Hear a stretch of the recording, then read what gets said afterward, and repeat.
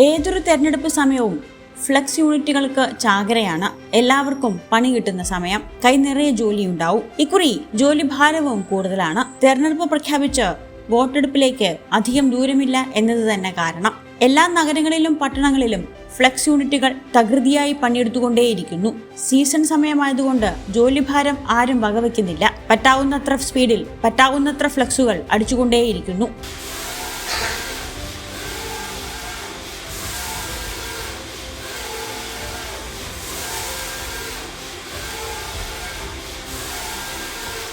ഇലക്ഷന് ഒരു മാക്സിമം ഒരു 15-20 ദിവസത്തെ ഒരു വർക്കാണ്.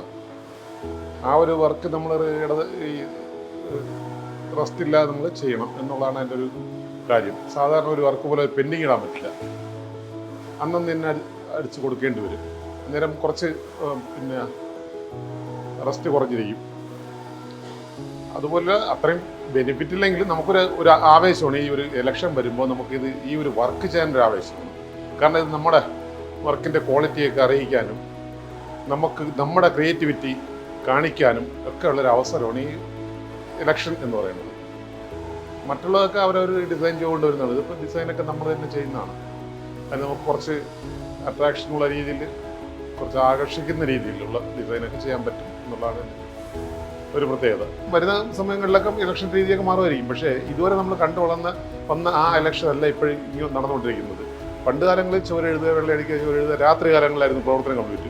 ഇപ്പം നമുക്ക് അങ്ങനെയൊന്നുമില്ല. ഏത് സമയം വേണമെങ്കിലും എങ്ങനെ വേണമെങ്കിലും കളർഫുള്ളായിട്ട് എന്ത് വേണമെങ്കിലും ചെയ്യാമെന്നുള്ളൊരു ഗ്രീൻ പ്രോട്ടോകോൾ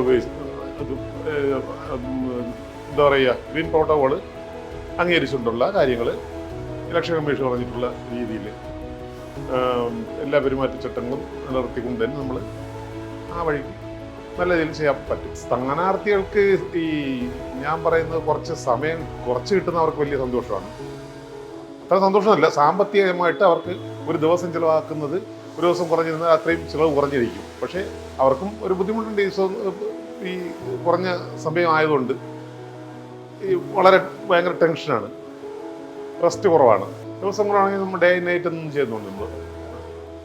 അതുകൊണ്ട് വേറെ ബുദ്ധിമുട്ടൊന്നുമില്ല. എങ്കിലും നമുക്ക് താങ്ങാവുന്നത്രയും നമ്മൾ ചെയ്യുന്നുള്ളൂ. അല്ലാതെ അങ്ങനെ എല്ലാം കൂടെ എടുത്ത് ചെയ്യാന്നുള്ളത് നടക്കില്ല. അവർക്ക് സമയത്തിന് കൊടുക്കണ്ടേ, എല്ലാവർക്കും ആ സമയത്തിന് കിട്ടണമല്ലോ. ഇപ്പോൾ രണ്ട് പക്ഷത്തുള്ള കക്ഷികളെ ഞാൻ ചെയ്യുന്നുണ്ട്, എല്ലാ കക്ഷികളെയും ചെയ്യുന്നുണ്ട്.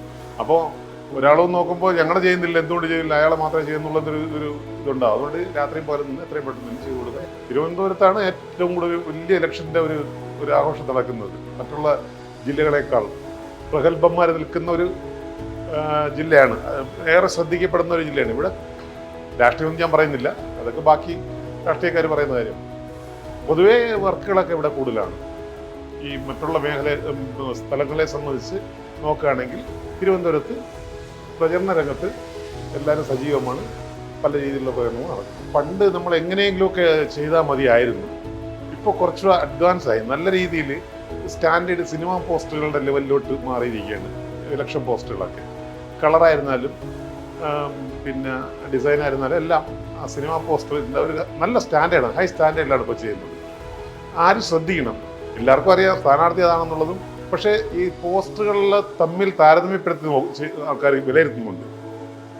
പ്രിൻറ്റിങ്ങിൻ്റെ ക്വാളിറ്റി നോക്കുന്നുണ്ട്, ഡിസൈൻ നോക്കുന്നുണ്ട്, സൈസുകൾ നോക്കുന്നുണ്ട്. ഇതെല്ലാം പ്രധാന ഘടകം തന്നെയാണ്.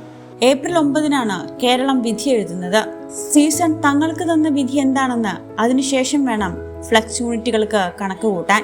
എന്തായാലും മോശം വരില്ലെന്ന് അവർ പരസ്പരം സമാധാനിപ്പിക്കുന്നു, സന്തോഷിക്കുന്നു. Subscribe to One India and never miss an update.